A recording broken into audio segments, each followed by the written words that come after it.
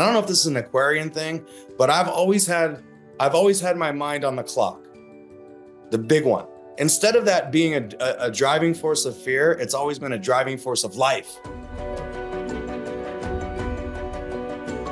If you're an Aquarius, or if you have strong Aquarius placements in your chart, if you'd love to understand the Aquarius energy more fully, because all of us are embarking upon the age of Aquarius, and or if there's an Aquarian in your life that you'd love to understand better, today's episode is for you.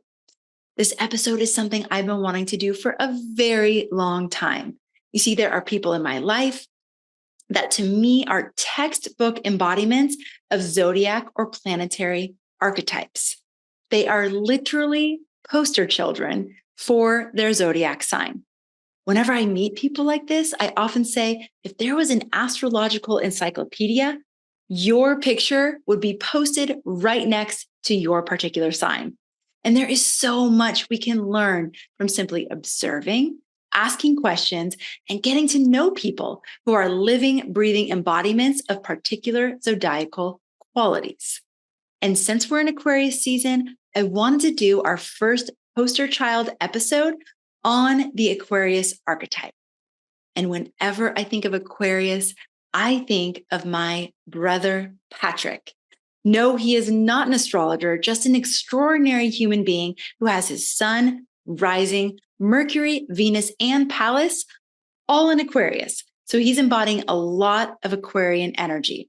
He also has 9 total planets in air signs, further amplifying his Aquarian essence. And even though the canvas upon which Patrick creates the art of his life is seemingly ordinary, football, he does it in the most extraordinary and, to me, Aquarian ways. He's the winningest high school football coach at the high school he coaches at, where former players like Tom Brady attended, leading young men to be both great athletes and quality human beings by emphasizing something you don't hear a whole lot of football coaches talking about, which is love in everything they do. He was named the California State Coach of the Year in 2020, not only because of his school's performance in football, but also because of the leadership role he played in the Let Them Play movement, working with California state government agencies and helping to liberate thousands of young adults all across the state who were idle and isolated in their homes to safely participate in their beloved sports during the very trying times that we all went through. He's also the co-founder of Next Level Sports, providing 50,000 kindergarten through 8th grade boys and girls across 15 states the opportunity to play flag football, basketball, and volleyball. He is always bringing people together. For you astrology students out there, I'd love you to share what Aquarian qualities you pick up on in the way Patrick speaks, shares, and lives his life. You can put those in the comments. I would love to see what you notice.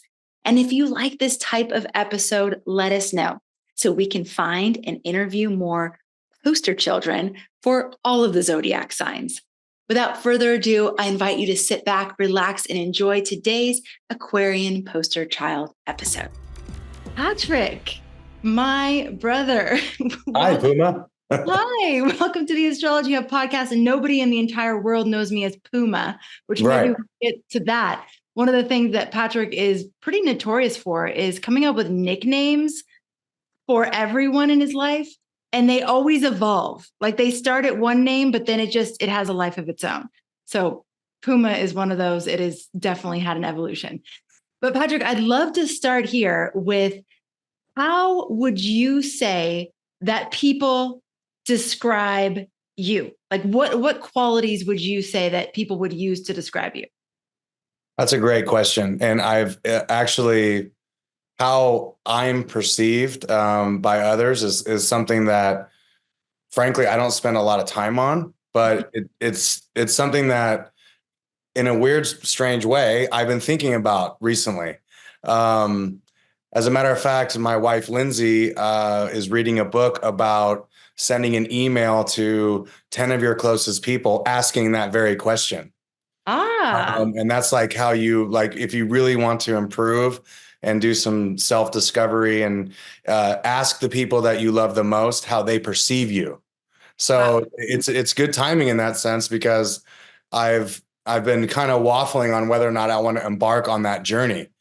Because once you go there, it's like, okay, you have to be in that state of mind and wherever you're at in your life to actually make the changes from the perceived strengths and weaknesses of others. So that's a long way of saying, I would think that the first word that would probably come to most people's minds that they perceive me would probably be a leader.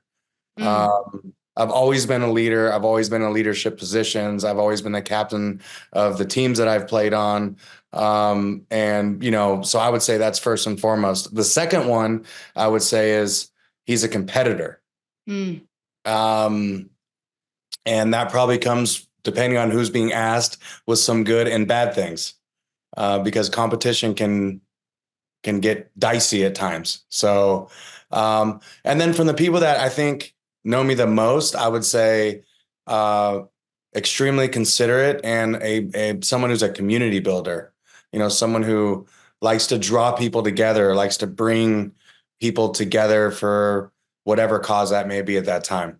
Mm. Why community? Like, why is that important to you? Because I mean, I've noticed that you draw people around you, no matter where you are, no matter what you're doing. It's like you're this magnet for community and for people feeling included.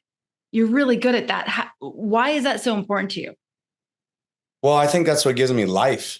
Mm. I beat my life source, my energy source, um, is from others and from the love of others, to be honest with you. Not necessarily the love that they give to me, but me seeing love grow in their life, in their lives.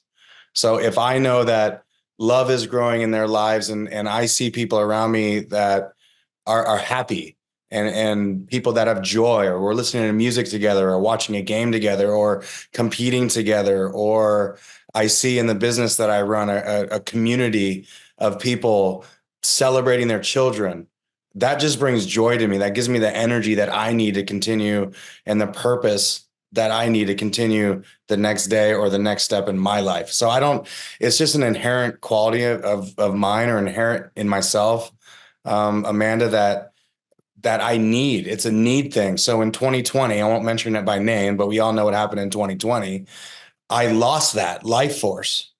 That was the number one thing that was stripped away. Like, stay away from everyone. Like, and I just had the worst time with that. So coming out of that kind of darkness has reaffirmed that kind of purpose in my life to bring people together, to see them grow and become the best versions of themselves. And Mm. that is the joy and that I get out of life, to be honest with you. When you are creating community, do you always feel like you're a part of it, or is it more witnessing it in them? Like, do you always feel included in that community? I guess is what I'm trying to say. I would say mostly I feel excluded, which is strange.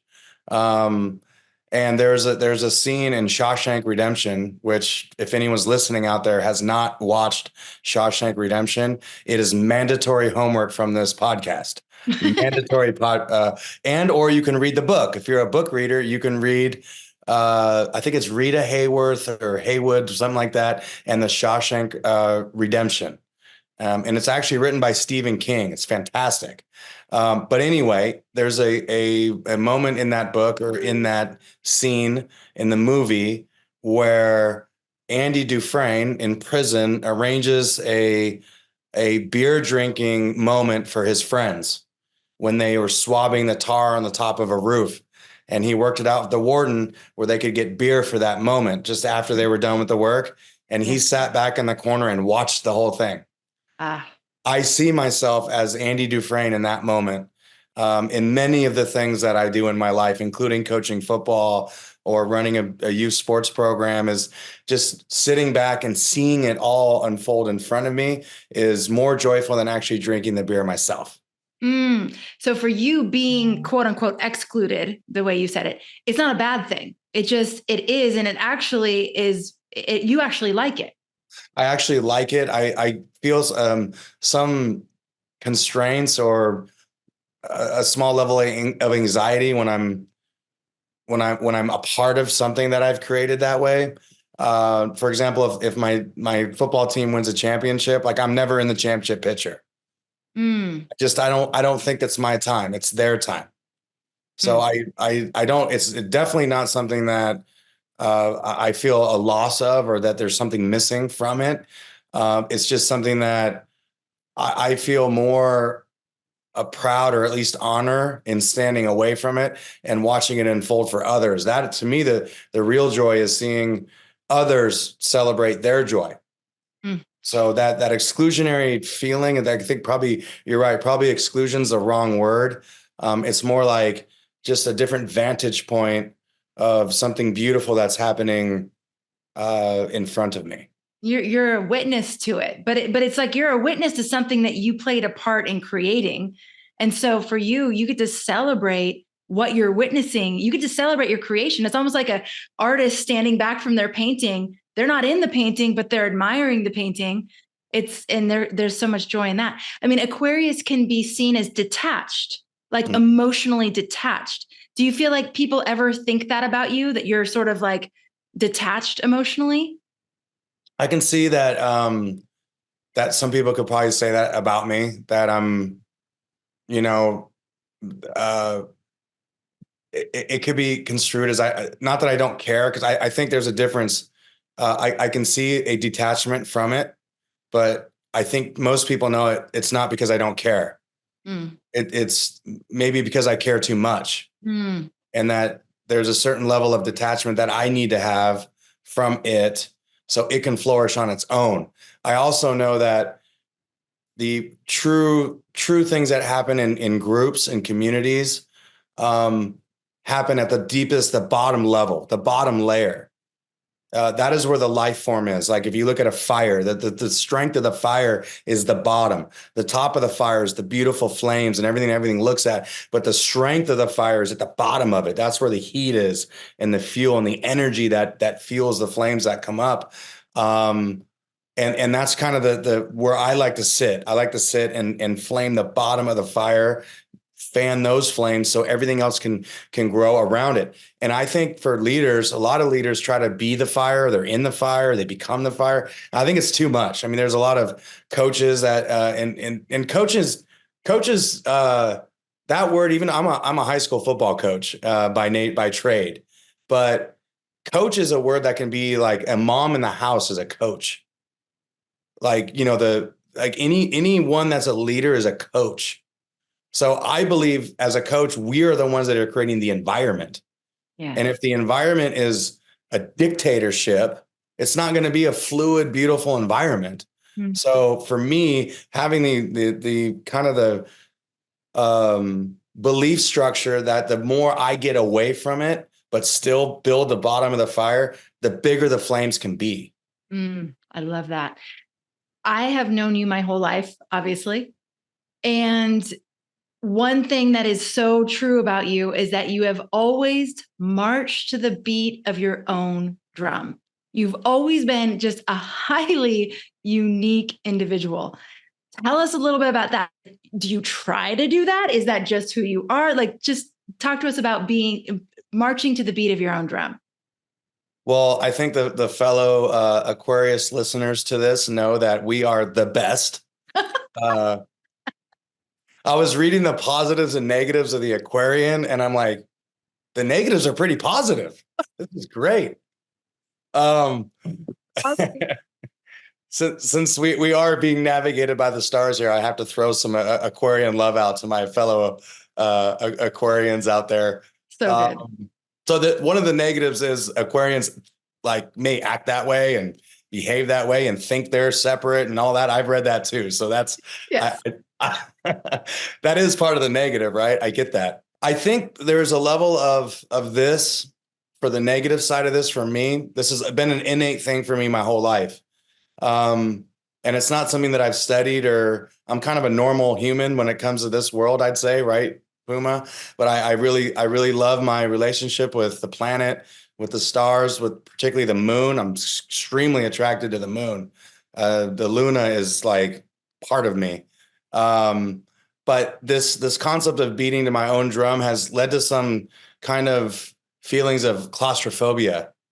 And what I mean by that is, and maybe others have felt the same way, is if I feel constrained or shackled, or I got to sit in a classroom for a long time, or I have a certain job that makes me do things in a certain rhythm, I get very claustrophobic.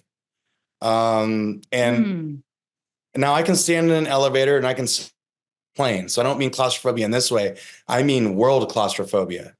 And if I don't feel like am in an environment that I can be the best version of myself and have the freedom to create, then I feel drastically claustrophobic in the world.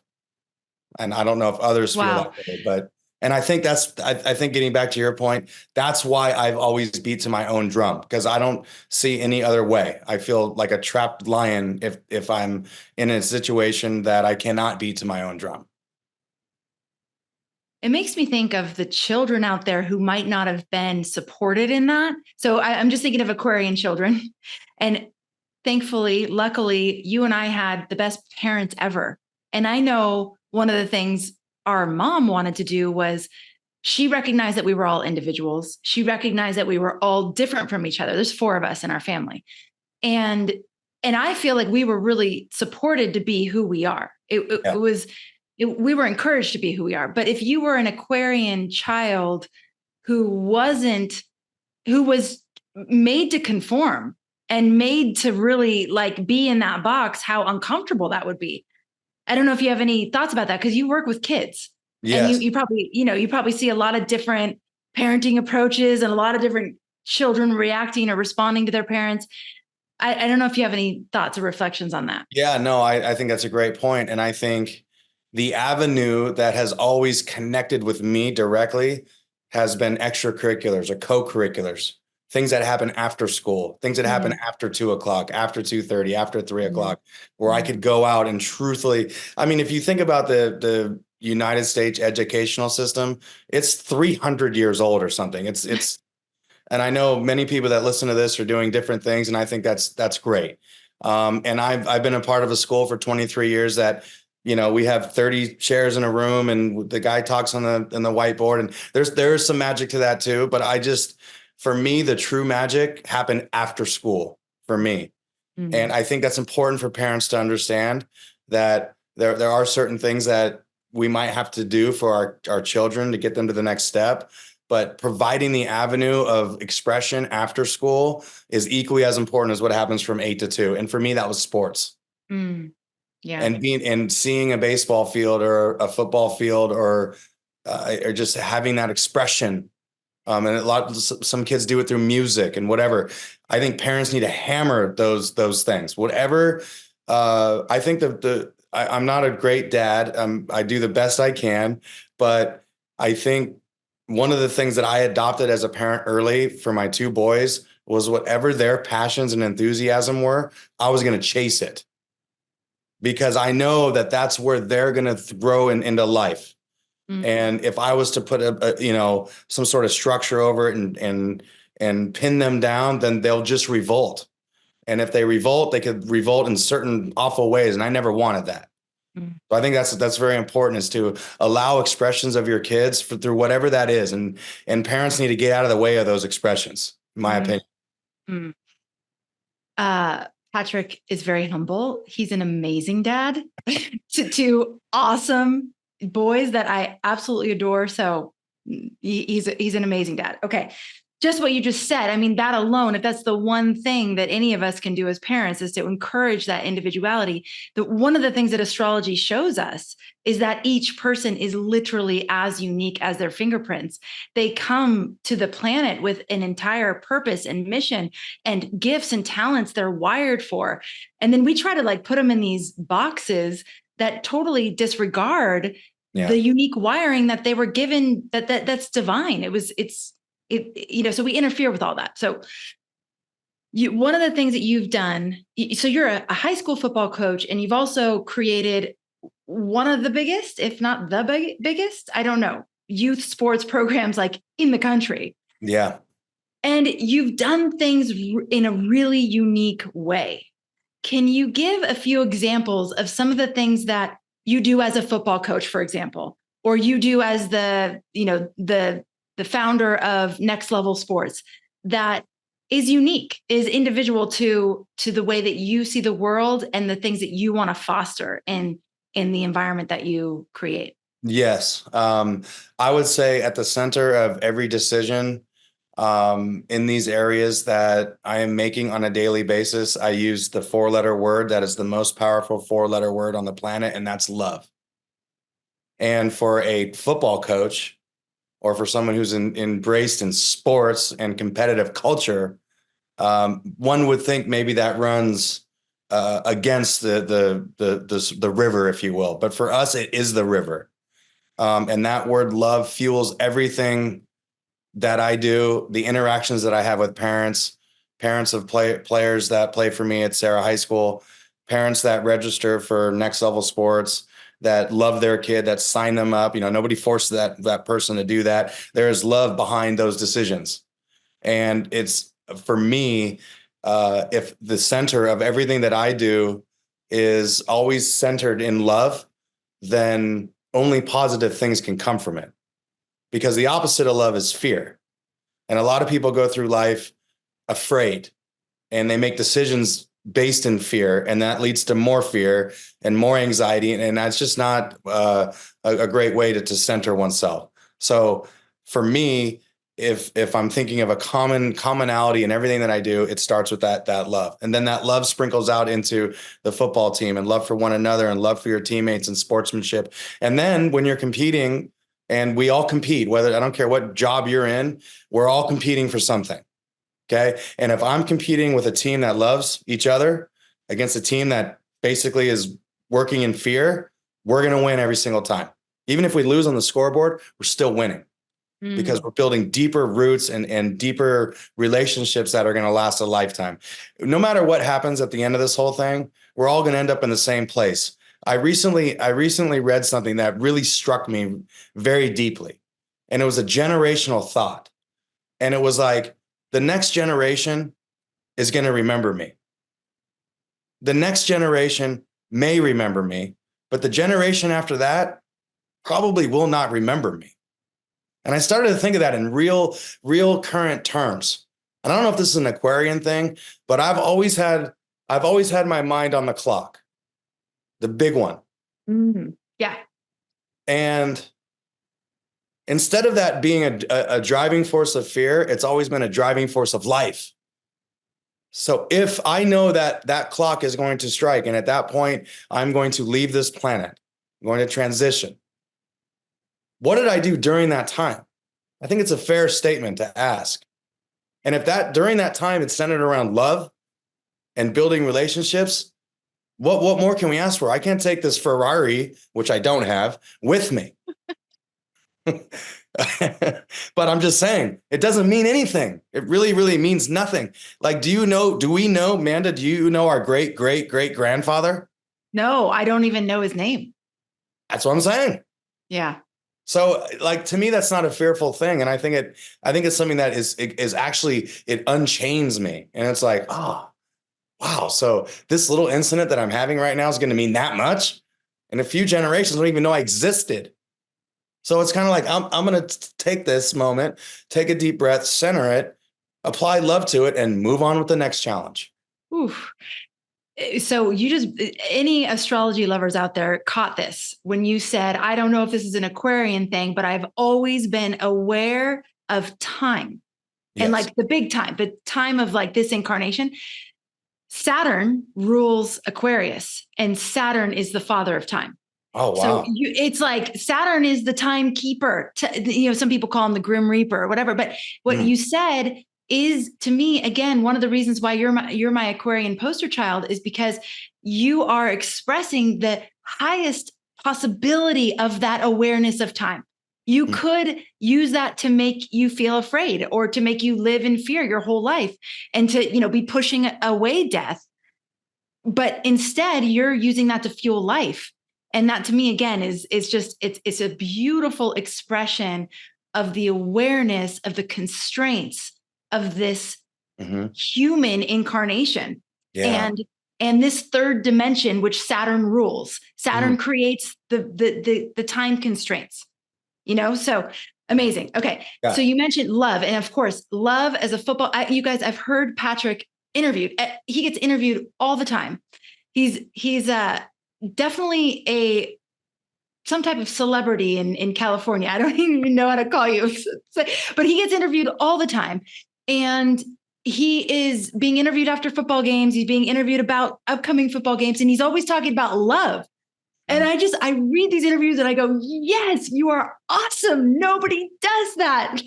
It's so great. That's such a great expression of your individuality. What else? There's other things you do that are very unique. Can you tell us other things that you do in the work that you do, in the way that you live your life, that some might consider unique? Yeah. Well, this is where things get kind of like, this is where my humility kind of catches me off guard, if you will, because even you and I were joking, like, I don't know if anyone's going to listen to this, which is okay. I know you and I are having a great time. And that there was one quote you said a long time ago where if 3 people listen to us, it's great. If 30, if 3 million, if 30 million, it doesn't matter. It's all the same. Right. So I like one thing that I think is something that I'm known for, or that makes me a little bit different, is my focus. I would say my focus, and like when I want to do something, I'm going to do it. Nothing's going to stop me. And usually that focus is driven by love or some purpose that is to benefit others. Okay. I also like to think, and this is where I had a reading, thanks to you. I had this wonderful reading, and with they said, Linda Bird, by the way, Linda Bird. Yes. Linda Bird was amazing. Oh my God, she was the best. And she's looking at these charts and doing all these numbers. And again, a lot of your folks, the listeners, are like, this is what you guys, me, I don't do that. I was just like listening and letting. She goes, I've never seen anyone with more air in your chart. 9 planets in air. Thank you. Yeah. So, okay. So what does that mean? 9 planets in air. That means, for me, the way I've always translated that is God gave me the ability to take very, very complex human issues and make them simple. I like, one of the phrases I like to use is 1 + 1 = 2. And I feel like when it comes to difficult human interactions, God has given me the ability to take that and make it a 1 + 1 = 2 situation. Like, wait, I see you're struggling here. But this is actually very simple, isn't it? And then boom, whatever the solution is, it comes out very easy for me. So I would say that's definitely something. I don't know if that's an Aquarian thing either, but that's definitely that's something I'm good at. Absolutely. I mean, so you have a very brilliant mind. You also have a Gemini moon, and that is like definitely a signature of it, and Gemini's air as well. But a signature of that is that ability to just take all these complex ideas and synthesize them and put them, make them into one, Right. When you say love, what do you mean? Because there's such a misconception on that word. I think people automatically think romantic love. People automatically think intimate love. Like, what do you mean by love? When you say love is the center point of everything you do, love is the center point of your team, creative fire around love. What do you mean? Okay. Well, first of all, we can start at the very top. And at the very top, you can look at someone and say, I love you. Okay. I love your effort. I love what you did. I love that you brought coffee this morning. That starts the love of the team. Yeah. Love also says, I see you. I see you. I hear you. I am validating your effort. That is the simplest way of building the bottom of the fire, is by simply noticing the things that people are doing around you and that people are doing for you or for us or for the team. A simple reflection of, for example, we got water today, came in the office, magically showed up, 4 things of water. And I went to the person responsible and I said, I recognize the fact that you bring water to this office. Not a lot of people would say that. They just expect the water to be there. So look around. What is happening? There's magic happening every single moment of every single day. The fact that the sun comes up and the sun goes down is a miracle every single day. I mean, we're traveling through space at hundreds of thousands of miles an hour. Whoa. Whoa. I mean, we're going 100,000 miles an hour or something, like a million Earths can fit inside the sun. Like there's magic everywhere if you're willing to look at it. And then you boil it down to humanity and you look at the magic of just, childbirth itself is magic. It's love sitting right there for us. And then carrying that love of your child or love of, that person was a child at one point through everyday life is a simple thing for me. I think it's something that each one of us on this call can do. Perfect. What do you think makes human life precious? Well, it's finite. Like if some weird God came down and said, you can live forever, I would deny that because it would take away the concept of the big clock. Wouldn't allow us to cherish the moments that we have because every moment we have is fleeting. The flip side of that is I have a deep issue with nostalgia. Like I need to work on that. I cannot think about the past. The cost of the present is the past. I cannot think about the past. It just, like my kids love to watch old Christmas movies and, old home family videos. I'm out. I love it. I'm not hating on it, but the fact that moment's gone, and will never be retrieved is something that it's meant to be in the past. So that's an interesting thought. And I'm wondering if some of the Aquarian detachment that we were talking about before, or how Aquarians can be perceived as detached. And you said it's not because I don't care, it's because I care so much. I wonder if other Aquarians can relate to that. And maybe they do cut off their past and maybe they do like close the door and they don't look back, but it's not because they don't care. It's because they care so much. Yeah, it's a legitimate painful experience for me. And I'll, there'll be times where I'll break down and like watch the old Christmas video when Santa brought the dog. And it's just like, oh my gosh, it's just, as time marches forward, it just brings a certain level of, I don't have any regret. I think that'd be a very, very strong word, but it is the yin and yang of the understanding of time, that I grapple with all the time.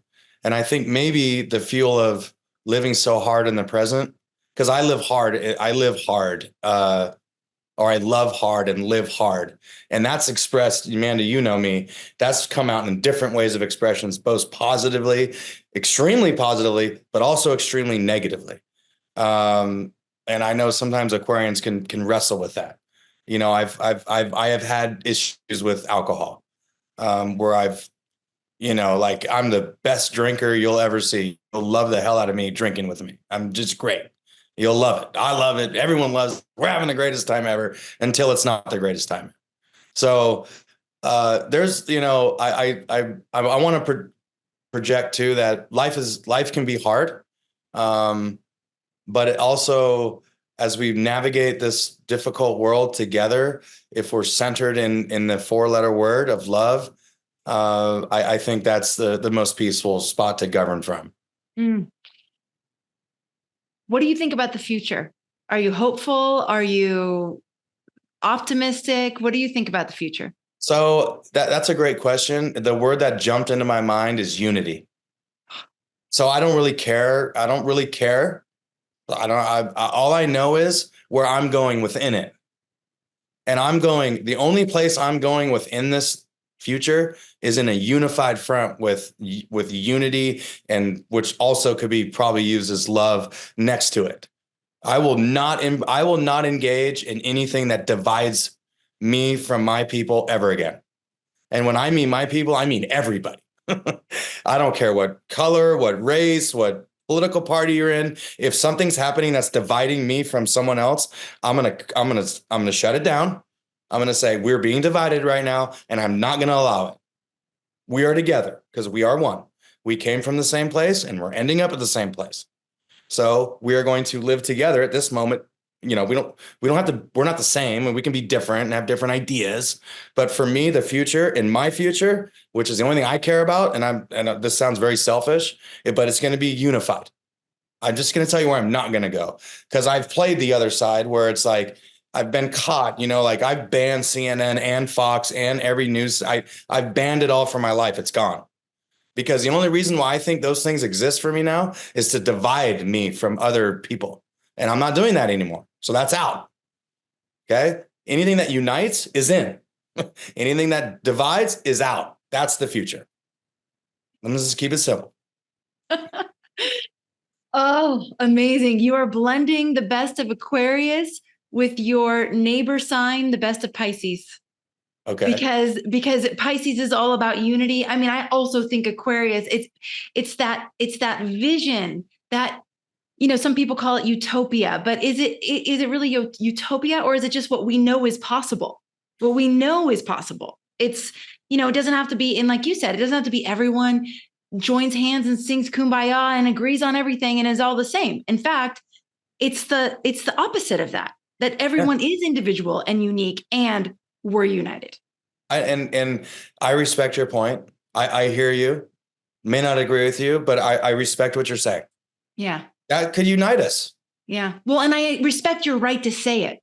Yes, exactly. Yes. Yeah. Yes. I expect your right to say it. And, yeah, you know, you're, as long as it's not harming, disparaging words towards me or anyone else, then you have a right to your opinion.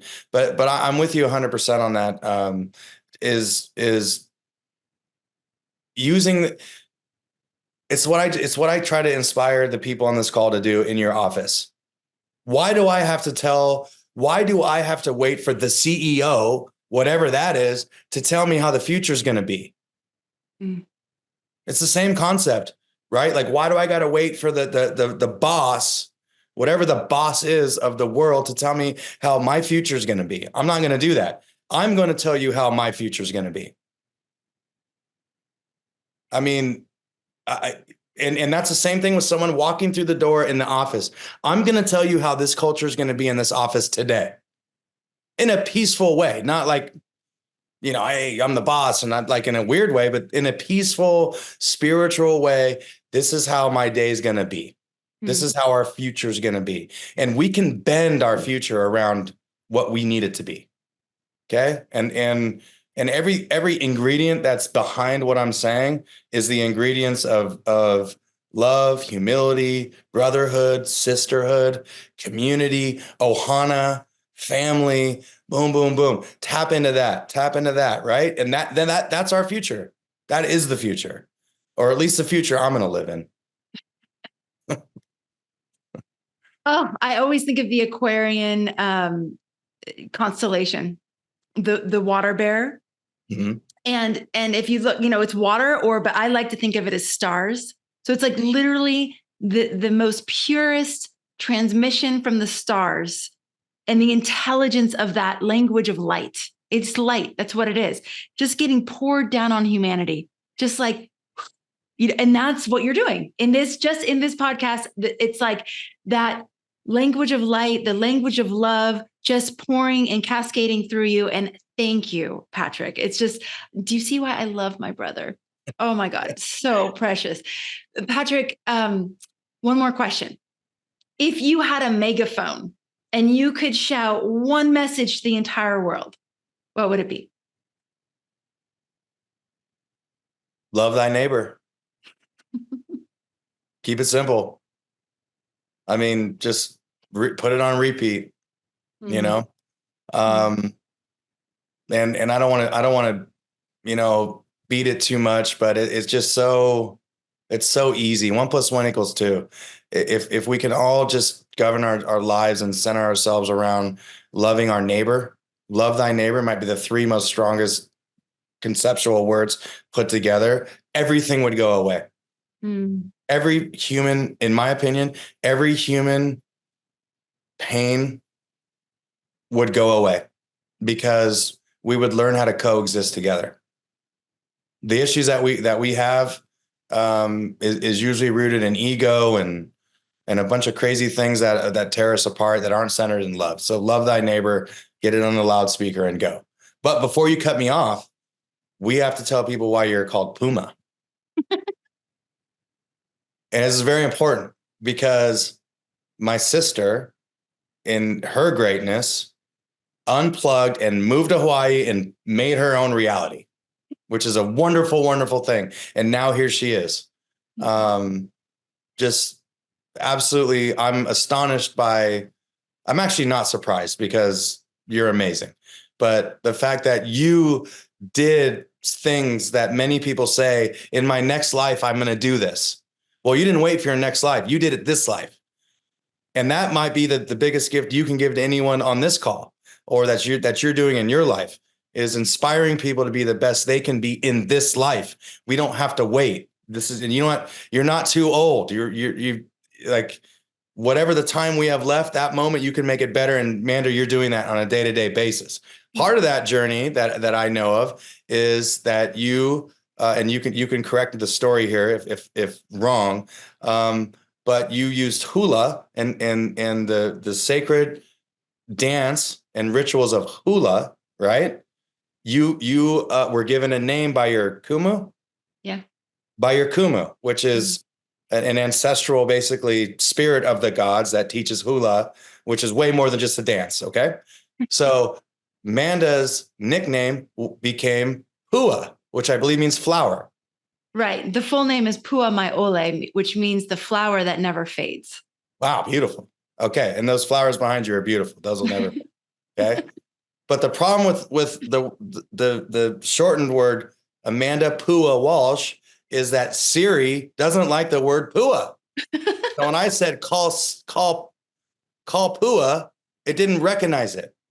So then I'm like, oh man, well, I need to make this happen. So then if I put an M on it, I said call Puma, Siri would recognize it, and hence your nickname Puma. And this is how it goes. And in a year, it'll be something different. Correct. It will be an another evolution. Patrick, thank you so much. I hope that you're all enjoying this. This was a thought. What if we illustrated zodiac signs by people who are kind of the quintessential of that sign? And Patrick, to me, again, when I think Aquarius, I think Patrick.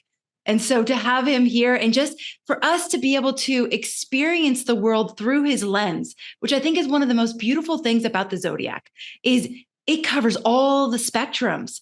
And so if we can just listen, like you said earlier, Patrick, if we can just listen to the perspective of the world through each fractal, we're all just fractals of the same thing, then we will just have such a beautiful tapestry, a beautiful symphony, whatever word you want to use.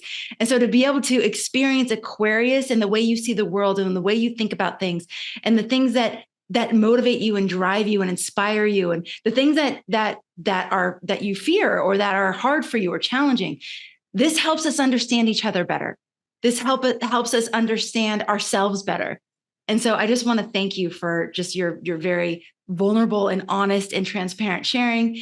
And I just love you so much. Thank you. I love you too, sis. All right, everybody. Thank you so much for being here. Let us know if you liked this episode. Leave some comments, leave some questions. I'll give the link to Patrick so he can answer questions if you have any questions for him. That'd be great. And we'd love to engage with you. Patrick creates community everywhere he goes. So let's have a little community around this podcast episode. All right, everybody. Thank you so much for being here. Thank you for being a part of our community. And thank you, as always, for making astrology a part of your life. I'll look forward to connecting with you on the next episode.